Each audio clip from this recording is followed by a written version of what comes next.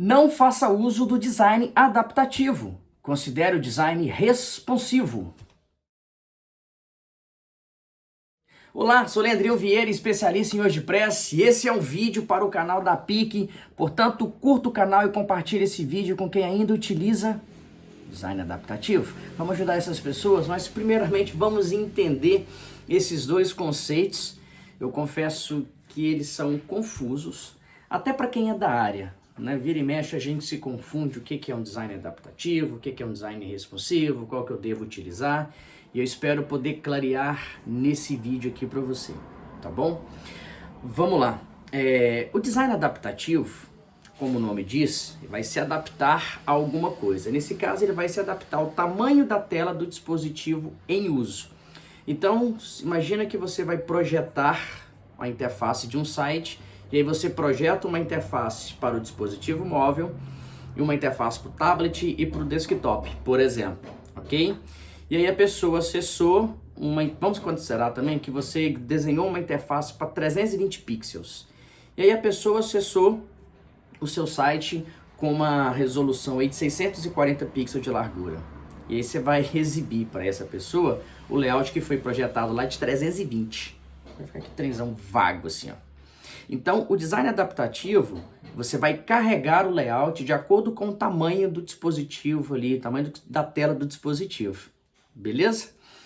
Já o design responsivo, ele costuma responder a algumas coisas, e nesse caso, ao tamanho da tela e algumas possíveis especificidades do dispositivo, como a densidade de pixel, por exemplo.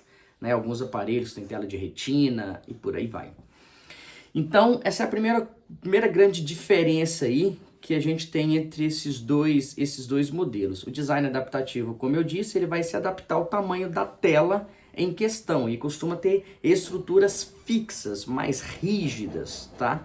Quando a gente fala do design responsivo, eu estou falando de um design que ele vai responder ao tamanho da tela, fazendo adaptações à tipografia, à navegação, à disposição dos elementos, para que isso possa melhor se comportar de acordo com o tamanho da tela em uso. Ele vai responder isso aí melhor, tá? Consequentemente, conhecido as diferenças entre os dois, vamos tentar deixar ainda mais claro isso daí, né? O design responsivo, ele vai ter um comportamento mais fluido, mais suave, diferentemente do adaptativo, que é uma coisa mais seca, mais rígida, e precisa que você recarregue a página para poder carregar um outro layout com base na nova dimensão. Enquanto no responsivo você não precisa, ele vai mudando os elementos, a interface, de acordo com a mudança da interface a qual você acessa.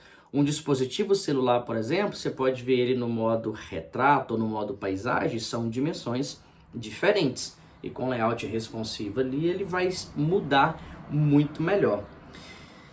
Só que vamos pensar o seguinte, cara, são milhares de diferentes dispositivos, se combinados diferentes tamanhos de tela, é humanamente impossível mapear todas elas e adaptar. Tá? Então você tem que fazer uso de algumas estratégias, de algumas delimitações para você conseguir fazer um projeto de uma forma legal. Tá? Uma delas é determinar a largura máxima. Consequentemente, com isso, você consegue barrar, cara, ó, eu vou projetar até aqui. Daqui para frente vai ficar centralizado, por exemplo. É uma das possibilidades que você pode fazer. E também fazer uso dos breakpoints, ou os pontos de interrupções. Então, por exemplo, eu estou numa interface de 320. Se ela for aumentando, passou de 700 e alguma coisa, eu já vou adaptar ela um pouco mais para um tablet, por exemplo.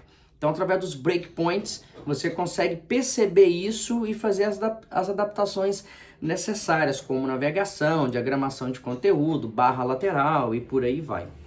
E também as unidades relativas, que são mais utilizadas no responsivo, ao contrário do adaptativo, que são unidades mais fixas. Por isso que às vezes fica uma coisa distorcida, meio ruim assim de ser feito.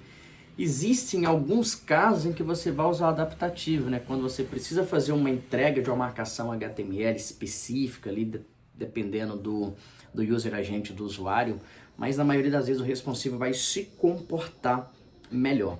E por falar no responsivo, que é o que você deve utilizar, ele tem inúmeras vantagens frente ao design adaptativo. Eu vou te falar alguma delas. As principais, cara, o Google, ele já é mobile first. Ele faz uma indexação mobile first porque a quantidade de pessoas que fazem busca no Google com dispositivo móvel é muito grande. E o Google, ele tem uma preferência declarada na documentação dele para desenvolvedores que ele prefere design responsivo. Porque esse tipo de conceito de projeto faz uso de uma única marcação HTML e o mesmo conteúdo, não tem variação. Ele prefere. Outra grande vantagem é que o uso de mobile first explodiu. Então, com design responsivo, você consegue ter uma coisa mais fluida, prover uma experiência mais agradável para os usuários, tá? E, consequentemente também, com design responsivo, você consegue economizar grana e tempo. Por que eu falo isso? Você faz uma única marcação HTML e através da combinação de CSS com breakpoints, você vai ajustando a interface de acordo com os tamanhos de tela.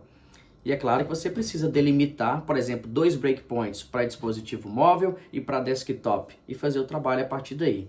Caso contrário, você vai ficar uma vida inteira desenvolvendo um projeto porque a infinidade de tamanhos de telas é muito complexa, tá? E economia financeira você consegue também, porque se o tempo de desenvolvimento ele é menor, eu economizo dinheiro, porque eu vou envolver menos pessoas, menos horas de desenvolvimento, eu vou ter um custo menor. E, consequentemente, isso vai me ajudar também na sustentação do projeto no longo prazo. E é tão interessante que, como possivelmente eu vou ter menos HTML, a quantidade de dados trafegados entre o servidor e o dispositivo do usuário vai ser menor. O dono do site economiza com banda, né, com tráfego de dados, e o usuário que está acessando também economiza o seu pacote de dados. Todo mundo sai ganhando. Então, considere o design responsivo ao contrário do design adaptativo.